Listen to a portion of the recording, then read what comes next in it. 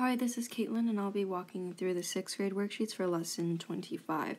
So, the first worksheet that you should have gotten asks us to change the following linear equations into slope-intercept form, otherwise known as y equals mx plus b, and to show our work.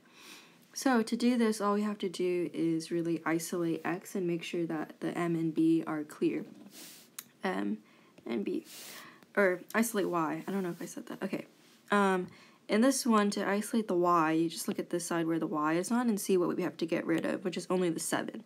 So we do inverse operations to get rid of the 7, and now we're left with y equals, bring the 4x down, and 2 minus 7 is equal to negative 5. And now you can see this one has a clear m and a clear b, so we're done.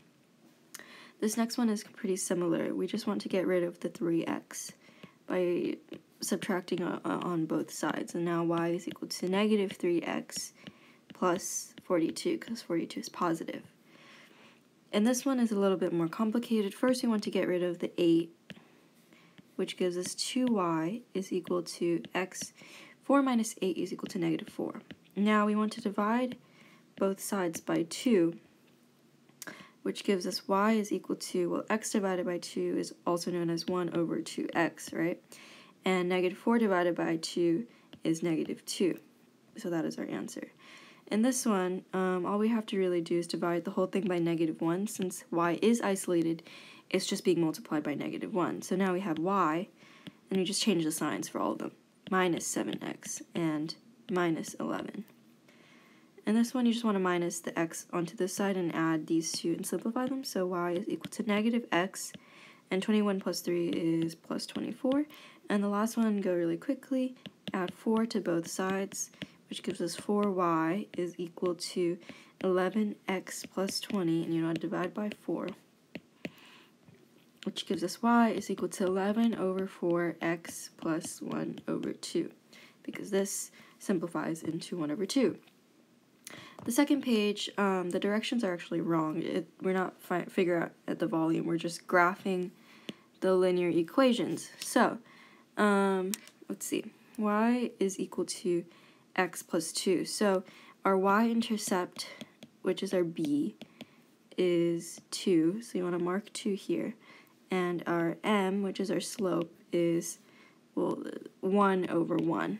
So we want to go up 1 and right 1, up 1 and right 1, or negative 1 over negative 1.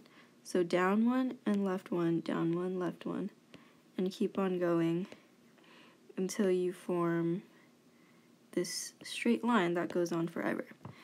On number 2, I'm only going to do 2.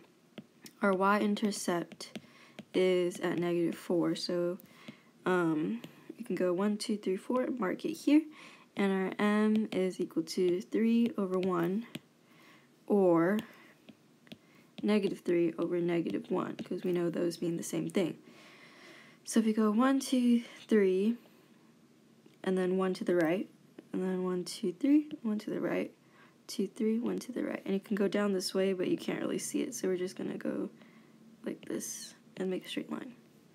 Similarly to these are all already in slope-intercept form, so you can just do as I've been saying here. So the y-intercept here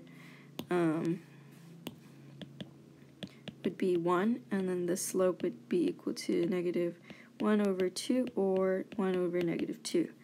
In this one, the y-intercept would be equal to negative 5, and the slope would be negative 3 over negative 2 or 3 over 2. Now we're on to our multiple choice practice. So, let's see. Riley drinks 2 liters of water per day. Her mother says that she should be drinking 3 to 4 liters of water a day. If she follows her mother's advice and drinks either 3 or 4 liters of water a day, what is the most and least total liters she drinks in a week? So, if she were to drink 3 liters a day times 7, which is in a week, we get 21. If she were to drink 4 liters a day times 7, we get 28. So the least would be 21, and the most would be 28, which is B. So let's see, I'll do one more question on the second page, and then we'll call it a day. So this one says, Marley is a high school student that has a part-time job at the animal shelter. She works there after school 4 days a week for 4 hours each shift.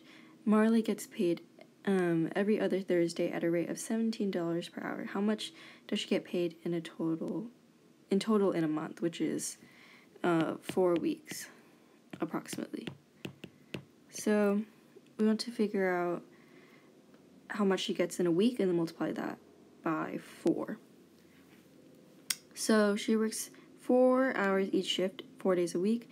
So 4 times 4, she works a total of 16 hours and gets paid $17 per hour. So $17 per hour per each 16 hours. She gets $272 per week. So $272 per week multiplied by 4 weeks gives us 8, and so that would be D. Okay, that'll be all for today.